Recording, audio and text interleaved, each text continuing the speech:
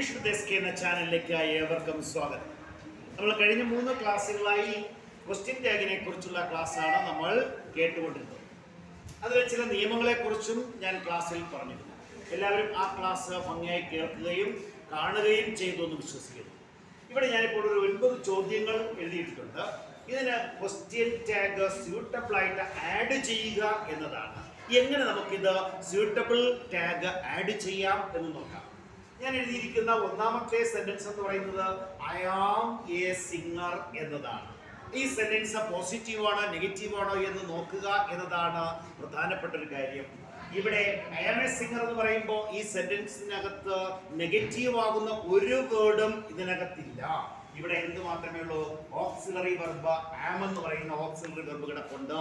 അതിനാൽ ഈ സെന്റൻസിനെ നെഗറ്റീവിലാക്കണം. ആം എന്ന് പറയുന്ന ഈ വെർബിനെ നെഗറ്റീവിലേക്ക് എഴുതുമ്പോൾ അവിടെ നമ്മൾ എഴുതേണ്ടത് ആർ ഇൻഡ് എന്നാണ്. കഴിഞ്ഞ ക്ലാസ്സിൽ പറഞ്ഞിരുന്നു ആമിന്റെ നെഗറ്റീവ് എന്ന് പറയുന്നത് ആം പ്ലസ് നോട്ട് ആർ ഇൻഡ് എന്ന് എഴുതണം. ആം പ്ലസ് നോട്ട് ആർ ഇൻഡ് എന്നാണ് നമ്മൾ എഴുതേണ്ടത്. അതാണ് അതിന്റെ പ്രത്യേകത, ആർ ഇൻഡ്.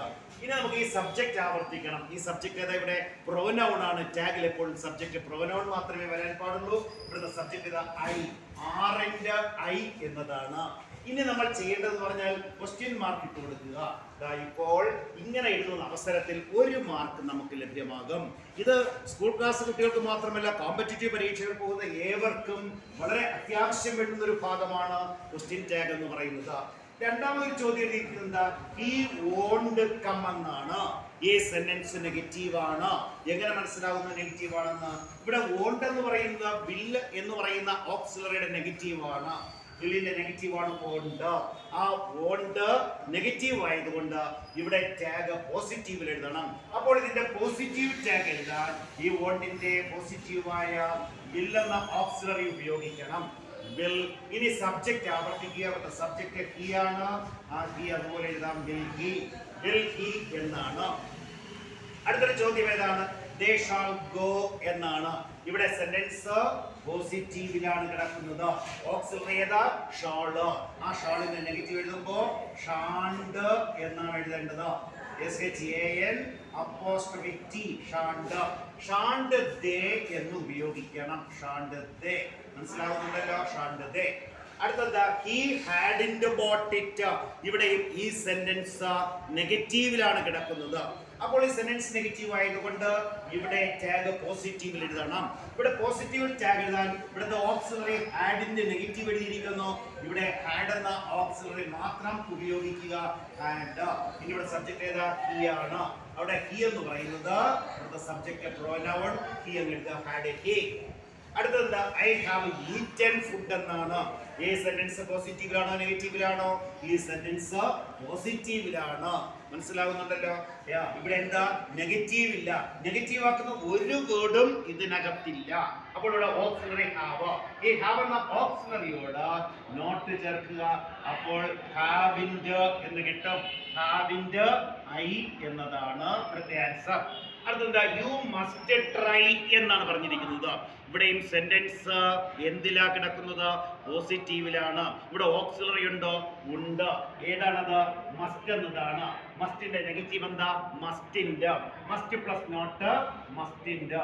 അപ്പൊ ഇവിടെ മസ്റ്റിന്റെ എന്നാണ് എഴുതേണ്ടത്. മസ്റ്റിന്റെ യു എന്നത് റിപ്പീറ്റ് ചെയ്യുക subject. Mustn't U.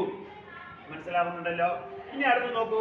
Danced, dances, dance ഇങ്ങനെയുള്ള ആക്ഷൻ വേർഡുകളാണ് എഴുതിയിരിക്കുന്നത്.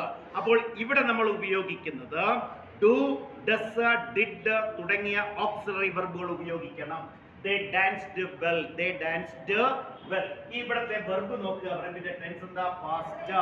ഈ വെർബ് പാസ്റ്റ് ആയതുകൊണ്ട് ഡിഡ് ഉപയോഗിക്കുന്നു. അപ്പോൾ ഡിഡിന്റെ കൂടെ നോട്ട് ചേർക്കണം. നോട്ട് ചേർക്കാൻ കാരണം ഇവിടെ നെഗറ്റീവ് ആകുന്ന ഒരു വേർഡും ഇല്ല. None, no one, nothing, nowhere, hardly, scarcely, seldom, little, few, never ഇങ്ങനെയുള്ള ഒരു വേർഡും ഇതിനകത്തില്ലാത്തത് കൊണ്ട് ഈ സെന്റൻസ് പോസിറ്റീവാണ്. അതിനാൽ ഇവിടെ ടാഗ് എങ്ങനെ ഉപയോഗിക്കണം? നെഗറ്റീവിൽ ഉപയോഗിക്കണം. ഇവിടെ ടാഗ് എങ്ങനെ ഉപയോഗിക്കണം?